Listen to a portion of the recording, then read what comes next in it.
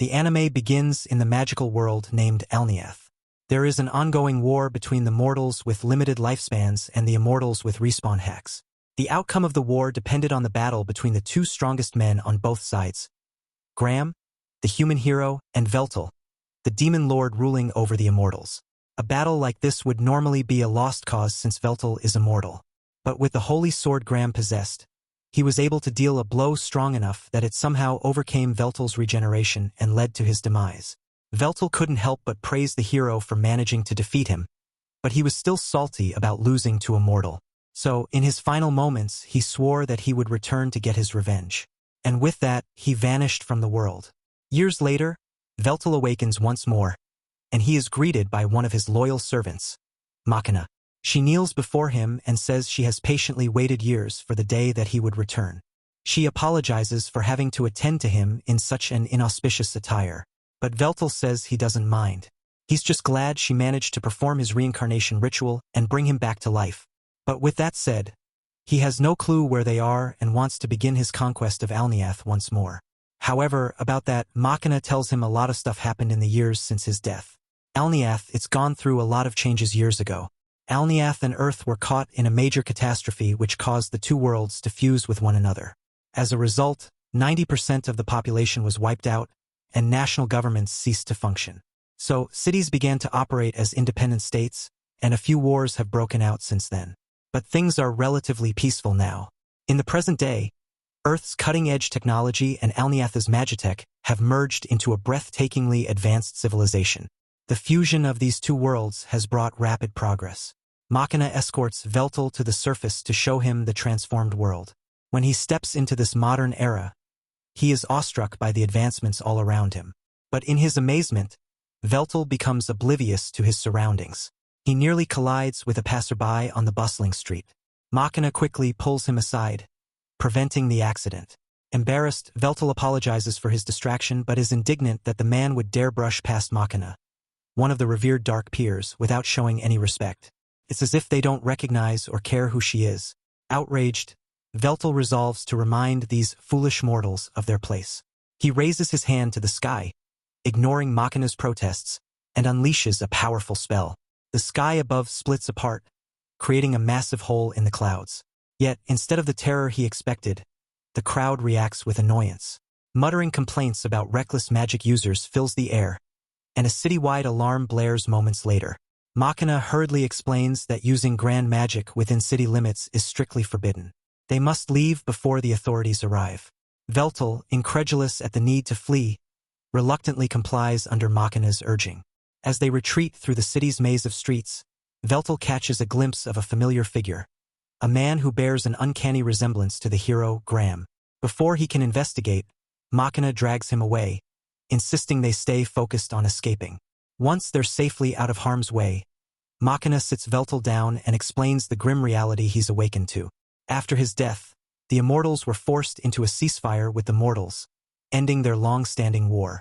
But when the two worlds merged, the immortal kingdom was scattered across the globe. Worse still, the mortals launched a relentless crusade against immortals. Declaring them unworthy of human rights, mortals hunted them with increasing fervor. Over time, societal norms shifted to embrace what Machina calls anti-mortem morals, a ruthless ideology that justified killing immortals on sight. The persecution decimated their population, pushing them to the brink of extinction. Veltal, stunned by the revelations, now realizes the stakes in this new world and the precarious position of those like him. It takes a few moments for Veltal to process that his people have been wiped out. But once he comes to terms with it, he asks Machina that she knows what happened to the other 5 dark peers. The whereabouts of May, Silwald, and Ralsheen are all unknown. But sadly, Xenol was confirmed to be dead. He sacrificed himself and acted as a decoy so Machina can escape from the hunters. And he said he was doing it for the sake of Veltal because, aside from Ralsheen, Machina was the only other person capable of performing Veltal's reincarnation ritual. Xenol always been a loyal follower of Veltal, so he is grateful to have had such a good subordinate. But there's still one more person Machina hasn't mentioned. So Veltal asks her about Marcus. Machina doesn't really want to talk about Marcus. So she tries to change the subject and ask Veltal if he's thirsty. Veltal says he isn't. So Machina has to make up an excuse as to why he needs to drink something and tells him to wait there while she goes to buy one. While she's gone, a lot of gibberish starts streaming on some billboards, and he's wondering what the hell it's supposed to be. But then he notices several lights flowing around the area, and it seems to be caused by this one girl on a roof near the billboards. At first, it's unclear what the girl is doing. She flicks her wrist subtly, and within seconds, all the massive billboards in the area switch to displaying risque hub videos. Smirking with satisfaction, the girl admires her handiwork, confident no one suspects her involvement. She begins to walk away, blending into the crowd. But her calm demeanor falters when Veltal calls out to her. She freezes, a hint of panic flickering across her face. She's been caught. Quickly, she tries to play it cool, feigning innocence. However, Veltal isn't fooled. He remarks that he noticed her manipulating the surrounding ether just before the screens changed. The girl is stunned. She hadn't expected anyone to pick up on her subtle magic work through ether detection alone. Intrigued, she demands to know who Veltal is. When he casually announces that he's the demon lord, she scoffs, assuming he's joking. Veltal brushes off her skepticism, focusing instead on her skill. He acknowledges her handiwork with the billboards, but admits he doesn't understand how she managed it. Flattered by his interest and praise, the girl explains it was just a simple act of hacking. She boasts that, compared to leaking the Pokemon files, something she claims was much harder, this was child's play. All she did was exploit a glaring vulnerability in the billboard's logic barrier and inject some spicy content for fun. Veltal, uninterested in her past exploits, interrupts. He's searching for one of his subordinates, Marcus, and asks if she has any idea where to find him. The girl points to a towering skyscraper dominating the city's skyline.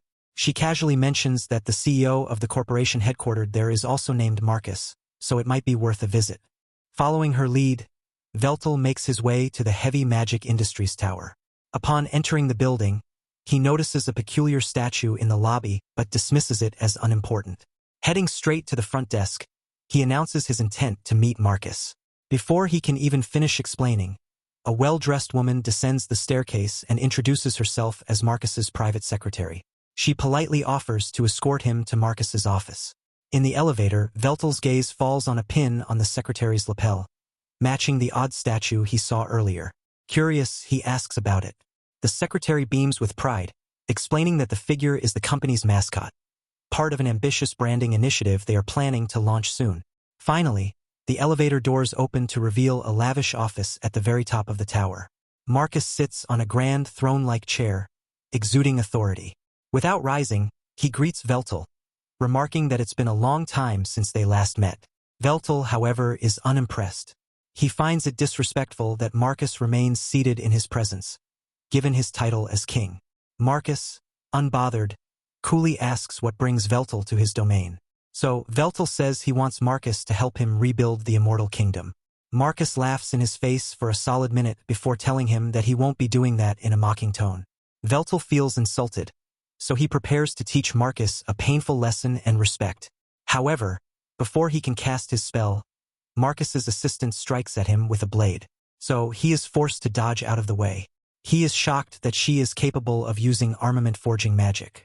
But before she attacks again, Marcus tells her to stand down. He then turns to Veltal and tells him he has become weak because in his prime, he would never have felt threatened by magic of that scale. How exactly doesn't he intend to take over the world if a single human is able to give him so much trouble? Marcus refuses to serve a king who is so pitiful, so he tells Veltal to get out of his sight before he forces him. Veltal is enraged and begins casting his spell to take Marcus down. But before he can finish, Marcus has already cast a spellbreaker. And Veltal is left in shock because Marcus was never gifted enough to outclass him in spellcasting. Marcus has waited for this moment for years, savoring the opportunity to confront Veltal. With a smug grin, he declares that Veltal's strength is nothing more than an outdated relic. To prove his point, Marcus turns his head, revealing an implant embedded at the base of his neck.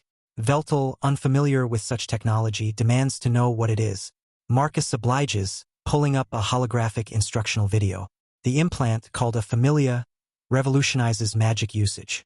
Normally, spellcasting involves 5 steps: initialization, construction, expansion, incantation, and proclamation. However, the Familia streamlines this process, skipping 3 of the steps entirely. With this device, anyone, even the most untrained individual, can wield advanced magic effortlessly. Before Veltal can entertain the idea of using one himself, Marcus delivers another blow.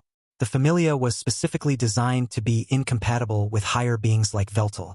His innate magic is now pitifully slow compared to the instant precision of AI-enhanced spellcasting. For someone like Veltal, it's as if he's trying to fight a war with carrier pigeons while the world has moved on to drones. Veltal, confused and enraged, asks Marcus why he's doing this.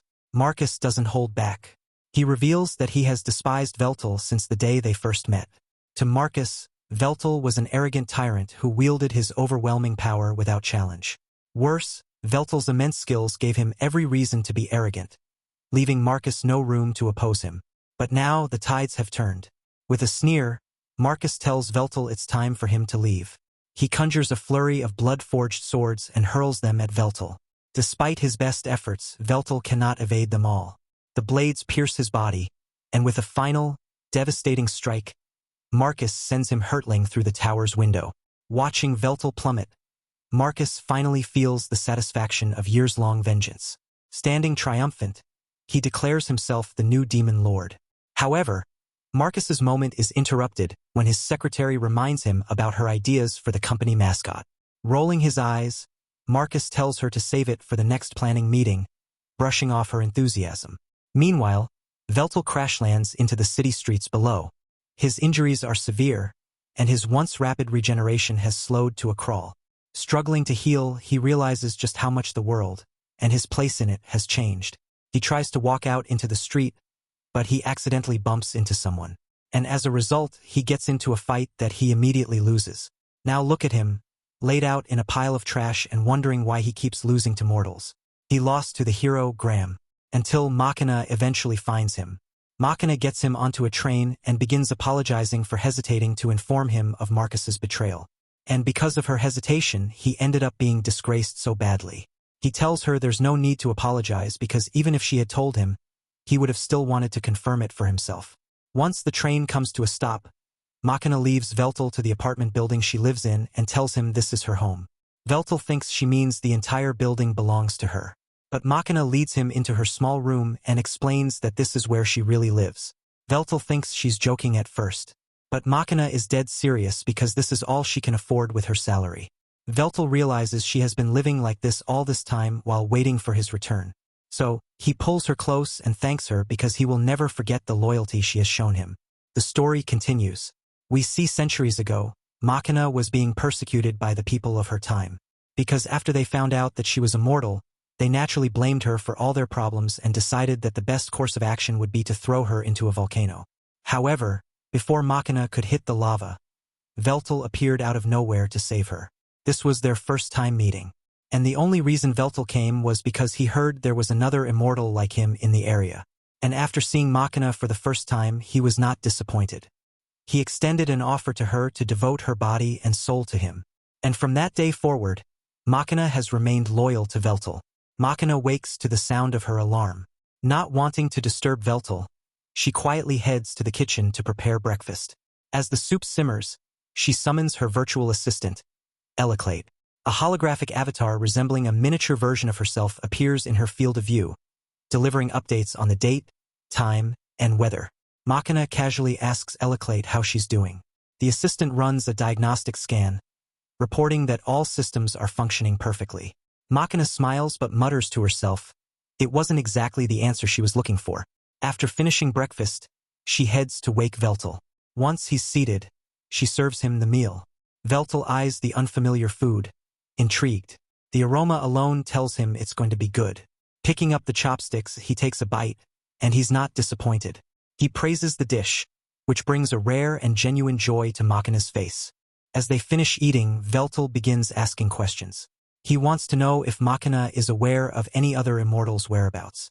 She explains that she knows of a few who evaded the immortal hunts, but lately, there's been a troubling development. Immortals have been disappearing. Two of her closest allies, Ornard and Pomlock Look, are among the missing. She hopes they've simply gone into hiding but admits she has no way to confirm it. Veltal inquires if the immortal hunts are still ongoing. Machina shakes her head. The hunts, orchestrated by Marcus to cement his dominance, ended decades ago.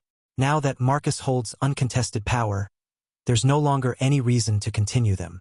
Furthermore, public animosity toward immortals has faded with time, making it less dangerous to be seen in the open. However, after her allies vanished, Machina visited their apartment to investigate. The place was in shambles, suggesting a violent struggle. The only clue she found was a cryptic note bearing the words Immortal Furnace. She hands it to Veltal, who studies it intently. As he examines the note, Veltal reaches for his cup of tea. A sudden sharp pain courses through his arm, causing him to flinch and spill the drink. Frustrated, he realizes his wounds from the previous day still haven't fully healed. Worse, his once mighty regeneration has slowed to a crawl. Machina observes that his weakened state likely stems from a deeper issue. His power once came from the faith and reverence of his followers. Now, he's little more than a figure in forgotten history books, his influence erased. Veltal absorbs her words in silence, but a determined glint forms in his eyes. If his strength depends on recognition, then the solution is clear. He will make the world remember him. With that said, he tells Machina that he wants to head out and explore the surrounding area. Since sitting around all day would be bad for him, so Machina suggests that the two of them should go shopping out in the city. The first thing they should do is get Veltal a set of good street clothes. So, they walk into a store and Machina asks him to step on the platform so the machine can take a 3D scan of his body. She apologizes for being limited to cheap store clothes due to her budget. But Veltal tells her he doesn't mind since his natural beauty would look good in any attire. After taking his measurements, she asks if Veltal has any preferences. But he doesn't know much about the style of the current era. So he leaves the choice to Machina. Machina decides to ask Anicap to make the most optimal choice for Veltal, taking into account budget and practicality. So, after a bit of processing, Anicap settles on a tracksuit. Machina doesn't think a tracksuit would be a good idea. But once Veltal sees it, he absolutely loves the way it looks. And he is even more intrigued by the design on the back. So, Machina explains it's an old language used by the people who used to live on this land. And the symbols on the jacket spell out, Demon Lord. Since Veltal seems to like it, she takes the tracksuit for him and walks out of the store. But before she leaves, he gets her attention because they haven't paid for it yet. Machina explains that all transactions are now fully automated. Afterward, the two stop at a fast food restaurant for a quick meal. As they sit together, Veltal's curiosity gets the better of him. He asks Machina what it's like to have a familia installed. Despite his disdain for Marcus and the betrayal that came with the device's creation, Veltal cannot deny its groundbreaking nature. Machina describes it as incredibly convenient.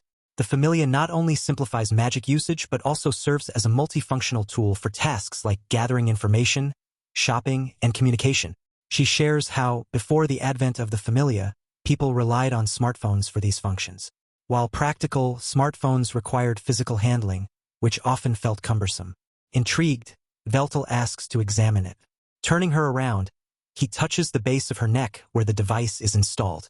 Machina is startled at first but quickly finds herself oddly enjoying the sensation. Her familia even alerts her to a sudden spike in her heart rate, which she brushes off. When he's done, Veltal asks if the implant isn't uncomfortable.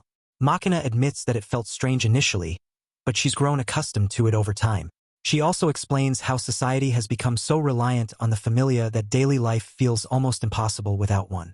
For instance, it became illegal for corporations to directly stream ads into people's minds, further embedding the device into everyday life. However, she points out that having a familia doesn't guarantee a better quality of life, as evidenced by her current financial struggles. As they walk home, Veltal makes an unexpected declaration. He will find a job. Machina is taken aback. She insists he doesn't need to stoop to something so mundane as working. Though her circumstances aren't ideal, she promises to provide him with a better life. She even considers taking on additional shifts or juggling multiple jobs to support him. But Veltal interrupts her. He acknowledges that times have changed and that he is no longer the omnipotent being he once was. To survive in this new era, he must adapt. More importantly, he refuses to let Machina shoulder the burden of providing for him alone. Without his duties as a king, he sees labor as a necessary step, not a surrender of his ambitions but a temporary adaptation. He then asks if Machina will continue serving him. Without hesitation, she vows to stand by his side for the rest of her life. Later that day, Veltal prepares to head out in search of a job. Machina, however, insists on accompanying him, worried for his well-being. Veltal argues that she has her own job to focus on. Machina offers to take the day off, but Veltal firmly refuses. He reminds her that if he fails to secure employment, her income will be their only safety net. Reluctantly, Machina agrees and watches him go, still concerned but trusting his resolve. Machina agrees to let him go on his own. But for safety, she hands Veltal a device that comes with a little money in case of emergencies. It also has a tracker. So, if there's any trouble, Veltal can use this to contact her, and she will race over as soon as possible. He realizes that she is worried about him, but the extent she is going to just makes him feel like a child still. Even though he said he wanted to go by himself, he doesn't have a clue what kinds of jobs are available or how to get one. He's also starting to get hungry, so he can't afford to be picky about it unless he wants to end up begging on the street. He gets up and yells out that he has no money and is looking for a job. But as he is yelling, one guy comes up to him and tells him to stop. He says if Veltal wants work, he should go to the commercial guild with his citizen ID. Veltal had never heard of a citizen ID before, which led the man he was speaking with to assume he must be an immigrant unfamiliar with the city's workings. The man informs Veltal that he's on his turf and warns him not to cause trouble in this area. Realizing his unintentional transgression, Veltal apologizes and begins to leave. Before he goes, however, the man hands him an application form and advises him to take it to the commercial guild to apply for a job. While there's no guarantee he'll be hired, it's a starting point. The man also warns Veltal to steer clear of companies affiliated with IHMI, particularly in the construction sector. He explains that these businesses are notorious for exploiting workers and ignoring safety regulations. Grateful for the advice, Veltal thanks him and heads off to the commercial guild. When Veltal arrives at the guild, his confidence takes a hit. The interviewer, upon reviewing his application, is visibly unimpressed. Veltal had listed widespread annihilation magic as a special skill, along with dungeon creation and experience ruling a nation.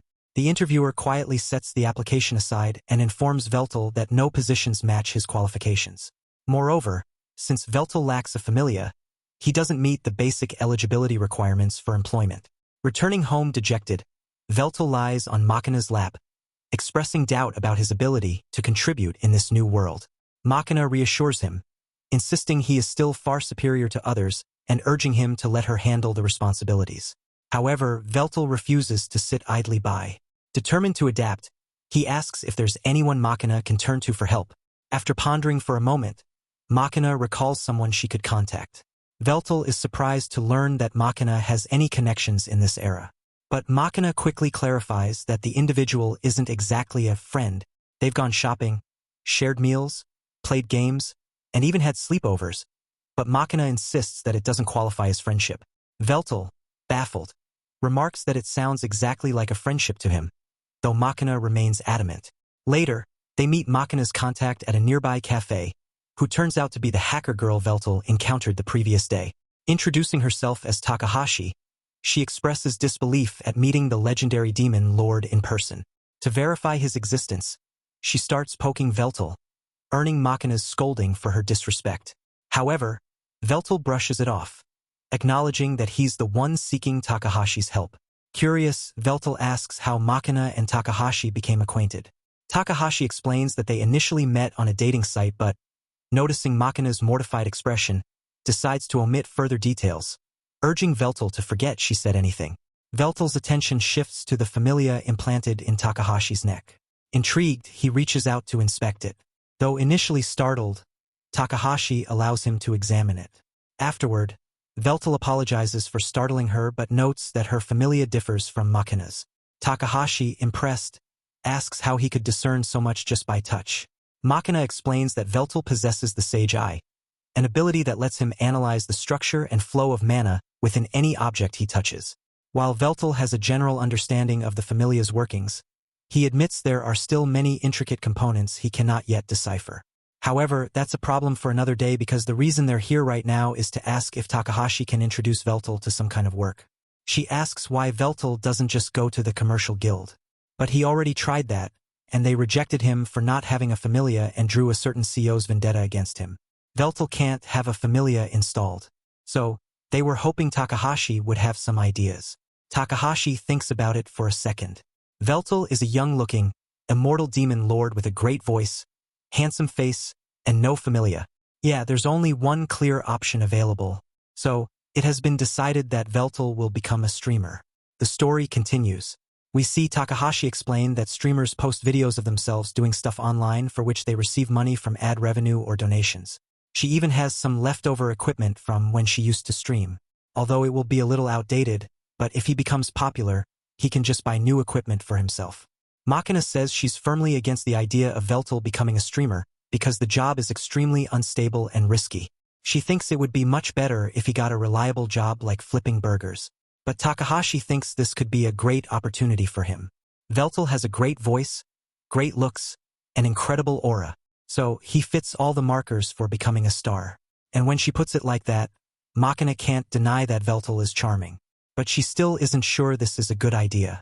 There are some games he wouldn't be able to play without a familia. But he could always just stick to the games that still use physical controls. And most people don't even watch because of the game anymore. They just be watching to see Veltel do stuff. Makina asks Veltel for his thoughts on Takahashi's suggestion.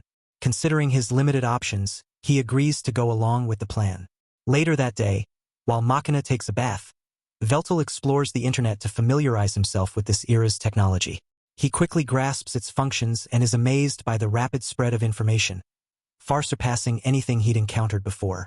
However, he's also baffled by how much of this power is squandered on trivial activities, like watching cat videos or indulging in degeneracy. Despite this, Veltel sees the internet as a tool he can leverage to sway public opinion in his favor. Suddenly, Makina emerges from the bathroom, completely naked.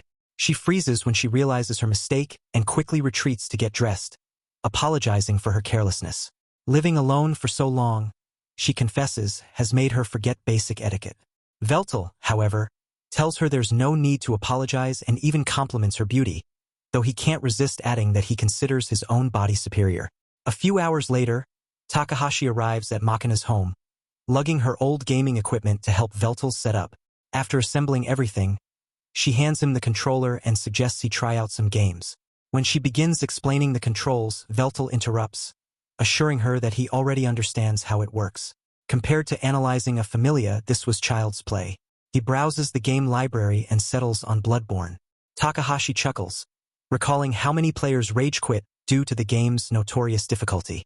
She's confident, though, that Veltel's analytical skills will give him an edge. However, as the game begins, Veltel struggles to get past the intro. Hours later, his progress remains dismal. Takahashi bluntly tells him he's terrible at it. Makina reprimands Takahashi for being rude, but Veltel agrees. He knows he's bad at the game. While he understands the mechanics, mastering them is another story. Makina worries this might hinder his ability to stream, but Takahashi sees potential. She explains that the internet adores not just attractive people but attractive people who confidently embrace their failures. Takahashi then shifts focus to Veltel's introductory greeting, emphasizing its importance. She explains that, with millions of streamers competing for attention, only a tiny fraction earn enough to make a living. To stand out, Veltel's introduction must leave a lasting impression. She asks Makina for suggestions. Makina thinks for a moment and proposes that Veltel adapt one of his grand declarations for the occasion. Veltel tries, delivering a dramatic proclamation urging mortals to feel honored by his presence. Takahashi thinks it's a promising start but not quite impactful enough. She suggests brainstorming ways to enhance it while preparing to teach Veltel the basics of streaming. She lays out the essentials.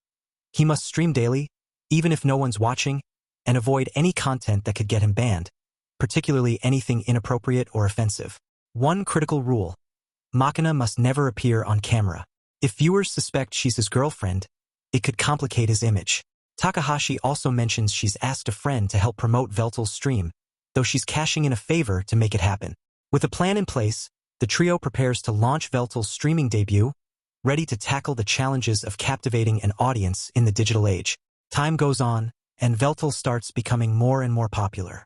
But when the trolls inevitably invade his stream, he is absolutely unfazed, and even encourages them to keep roasting him. It doesn't matter to him since he gains power for having others think about him. So, even negative publicity works out in his favor. Before long, through hard work and determination, Veltel reaches 1 million views. And for his latest stream, he will be playing Bloodborne non-stop until he clears it. However, while he does this, there's a camera being pointed at Machina's house, and it captures the moment Machina gets home from work. As Machina enters, Veltal has just successfully cleared the game. So, he is celebrating his victory, and many of his fans congratulate him on it. He'd improved a lot after finishing the first and second Bloodborne games. But this was still insanely difficult to beat, and he's glad he got through it. He thanks all his fans and haters for sticking with him until he was done. But with that said, he has to end the stream for today. Once he is done, Veltal breathes a sigh of relief, and Machina opens the door to check if he needs anything. Veltal says he's fine and he's going to head out because he has a package he wants to pick up. Machina offers to go pick up his package for him instead. But Veltal has been looking for an excuse to move around for a while. So, Machina says she will have dinner ready for him by the time he gets back. Veltal walks through the slums of the city, observing the warped and peculiar social dynamics around him. The sights and sounds are jarring, but he presses on. Suddenly, his eyes widen in disbelief as he spots a familiar face seated by the side of the road. None other than Hero Graham. Years ago, Graham was a young man, a brother dedicated to caring for his sickly sister, Melina. One day, as he was preparing to venture out to gather medicinal herbs for her recovery, their father handed him a sword, warning him of the dangerous monsters in the forest. Concerned for his safety, their mother also offered a prayer for his protection. Graham thanked his parents and left for the forest. His herb gathering went smoothly, but on his way back, he encountered an army of lizard men, led by Xenol, one of Veltal's generals. Hidden from view, he avoided a confrontation, but he was puzzled by their presence in such a remote area. However, when he returned home, he was met with devastation. His house was reduced to ashes, and his family was gone. From that moment forward, Graham vowed revenge on Veltal.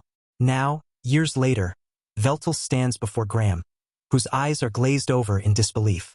They sit together in an udon shop, the irony of the situation not lost on either of them. Veltal attempts to make small talk, commenting on the comforting nature of the dish. But Graham remains silent, lost in his thoughts. Veltal continues, remarking that the food of this world is far superior to what he had in his time. Graham nods in agreement, but still, he offers little in the way of conversation.